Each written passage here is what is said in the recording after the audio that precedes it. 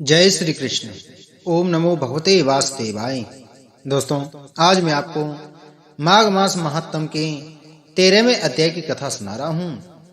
इतनी कथा सुनकर राजा दिलीप कहने लगे, हे ऋषिवर, माघ स्नान में ऐसा कौन सा विशेष गुण है जिसके एक बार करने के प्रभाव से विकुंडल स्वर्ग में चला गया और दूसरे के प्रभाव से अपने भाई कुंडल को स्वर्ग में भिजवा दिया। कृपा कर यह भली प्रकार वर्णन कीजिए। राजा दिलीप के ये वचन सुनकर महर्षि वशिष्ठ जी कहने लगे, हे राजन, जल स्वभाव से ही पवित्र, निर्मल और जीवन स्वरूप है। इसलिए वेदों में जल को साक्षात नारायण स्वरूप कहा गया है। इसके सिवा जैसे सब ग्रहों में सूर्य और सब नक्षत्रों में चंद्रमा उत्तम हैं, उसी प्रकार सब महीनों में मकर संक्रांति वाले माघ महीना उत्तम है, क्योंकि इस महीने में हेमंत ऋतु का अंत और वसंत ऋतु का आगमन होता है। वैदिक मतानुसार इसी महीने में प्राणियों के शरीर में पित्त की कमी और कफ की बढ़ोतरी होना आरंभ हो जाती है। हे राजन, जब मकर राशि पर सूर्य स्थित हो, उस समय 5, 7 या 2 ही दिन विधि विधान से स्नान करने से शुक्ल पक्ष के चंद्रमा के समान पुण्य फलों की बढ़ोतरी हुआ करती है। क्योंकि मकर संक्रांति वाला तमाम महीना अत्यंत पवित्र और उसकी किसी भी तिथि में स्नान और दान आदि करने से मनुष्यों के पाप और तापों की शांति हो जाती है।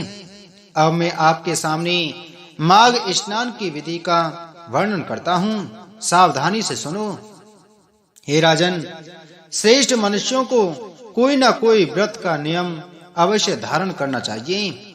इसके सिवा व्रती को चाहिए कि वह जहाँ तक हो सके जमीन पर या तख्त पर आदि पर सोवे और तिल घृत का हवन तथा दान करता हुआ विष्णु भगवान की आराधना में मग्न रहे।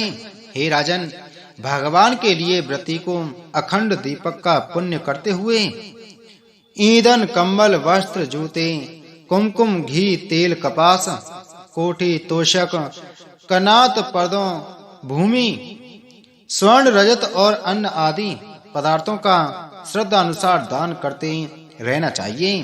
क्योंकि बिना दान किए परलोक में ना तो कुछ मिलता है और ना इस लोक में सुखों की प्राप्ति होती है।